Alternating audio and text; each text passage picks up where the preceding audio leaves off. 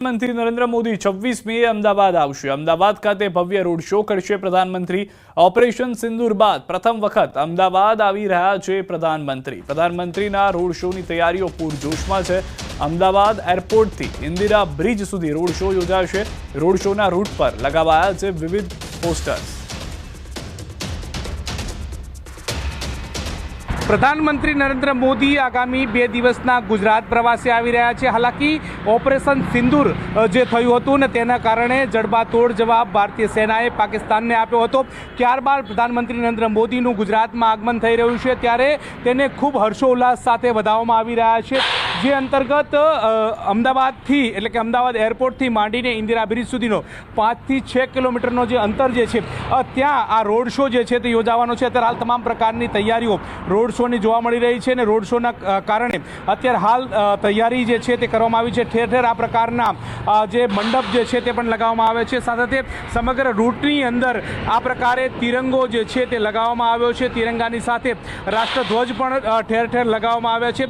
અનેક પોસ્ટરો જે છે આ તે રોડ શો ઉપર લાગેલા જોવા મળશે। એટલે કે આ પ્રકારના પોસ્ટરો જે જોવા મળી રહ્યા છે પ્રધાનમંત્રી નરેન્દ્ર મોદી જ્યારે સૈનિકોની વચ્ચે હતા અને તે વખતના ફોટોગ્રાફ્સ પણ દર્શાવવામાં આવે છે। તેની નીચે ઓપરેશન સિંદૂરનું બોર્ડ પણ લગાવવામાં આવ્યું છે। સેનાને સતસત વંદન, મોદીજીને દેશનું સમર્થન, આ પ્રકારની વાત છે। સાથે નવા ભારતની કલ્પના કરતી વાત જે છે તે પણ પોસ્ટરની અંદર જોવા મળી રહી છે। મહત્વનું સાથે છે કે આ સમગ્ર રોડ શોની અંદર 50,000થી પણ વધારે લોકો જે છે તે જોડાશે એ પ્રકારની આશંકા વ્યક્ત કરવામાં આવી છે। તમામ સમાજના સમર્થન જે છે તે પણ આ રોડ શોને મળી રહ્યા છે। એટલે કે પ્રધાનમંત્રી જ્યારે અમદાવાદ પધારશે ને અમદાવાદથી તેઓ ગાંધીનગર તરફ જશે ત્યારે આ રોડ શોનું આયોજન કરવામાં આવ્યું છે અને રોડ શોની અંદર 1 લાખથી પણ વધારે પબ્લિક જે છે તે જોડાશે તે પ્રકારની વ્યવસ્થા સાથે કરવામાં આવી છે।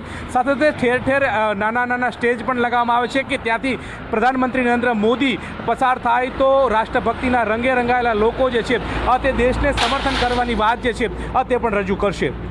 કેમેરામેન હરીશ શર્મા સાથે Gautam Shrimali, news 18 Gujarati, Ahmedabad.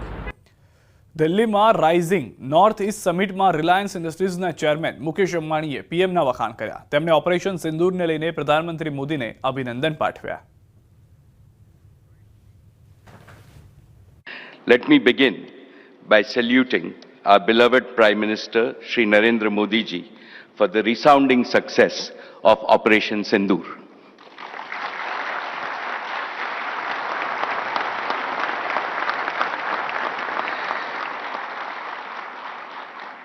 This success is a shining testament to his steely resolve and to the unmatched bravery of our armed forces. સમાચારોમાં અત્યારે બસ આટલું જ। આપ જોતા રહો ન્યૂઝ 18 ગુજરાતી।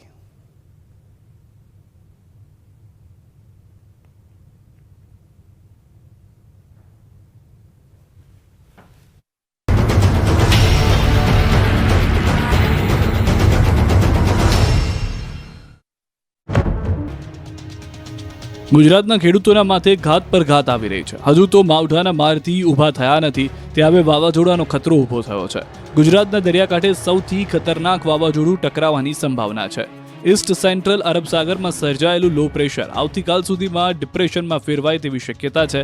હાલ ગોવા દરિયાકાંઠાથી દૂર લો પ્રેશર સક્રિય છે, ઉત્તર તરફ આગળ વધવાની સંભાવના છે। 36 કલાકમાં ડિપ્રેશન બનવાની સંભાવના છે। ડિપ્રેશન બાદ સિસ્ટમ વધુ મજબૂત બની શકે છે, જેના પગલે ગુજરાતમાં આગામી 7 દિવસ સુધી ભારે વરસાદની આગાહી કરવામાં આવી છે।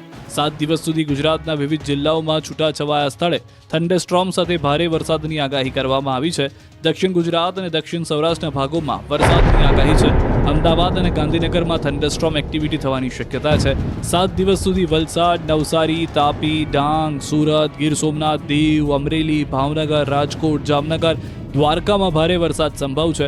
આ સમય દરમિયાન ભારે પવન ફૂંકાવાની શક્યતા હોવાથી માછીમારોને દરિયો ન ખેડવા ચેતવણી આપવામાં આવી છે। तो उसके प्रभाव से हम अगले 7 दिनों तक गुजरात रीजन में और सौराष्ट्र कच्छ में हैवी रेन दे रहे हैं आइसोलेटेड प्लेसेस पे, और थंडरस्टॉर्म रखा है हमने 7 दिन के लिए गुजरात रीजन और सौराष्ट्र कच्छ में। कोस्टल वार्निंग में भी हमने दिया है, फिशरमैन को एडवाइज किया जाता है कि वो समुद्र में न जाए। બીજી તરફ હવામાન નિષ્ણાંત અથર્યા શેટ્ટીએ પણ સંભવિત શક્તિ વાવાઝોડાનો સંભવિત ટ્રેક આપ્યો। લેન્ડફોલ સુધીની સ્થિતિનો પહેલો સંભવિત ટ્રેક સામે આવ્યો છે। હવામાન નિષ્ણાંત અથર્યા શેટ્ટીના અનુમાન મુજબ 2 દિવસમાં વાવાઝોડું બની શકે છે। શનિવારે વાવાઝોડું બની શકે છે. અત્યાર સુધીની જટિલ સિસ્ટમ છે.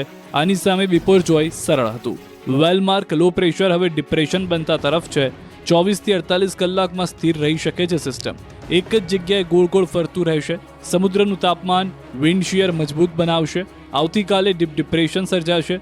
ઉત્તર પૂર્વ તરફ ગતિ રહી શકે. 25-26 મે મુંબઈ નજીક લેન્ડફોલની સંભાવના. 4 થી લઈ 12 ઇંચ સુધી વરસાદ ખાબકી શકે. પવનની ગતિ 60 થી 80 કિલોમીટર રહેવાની શક્યતા. ઝટકાના પવન 110 કિલોમીટર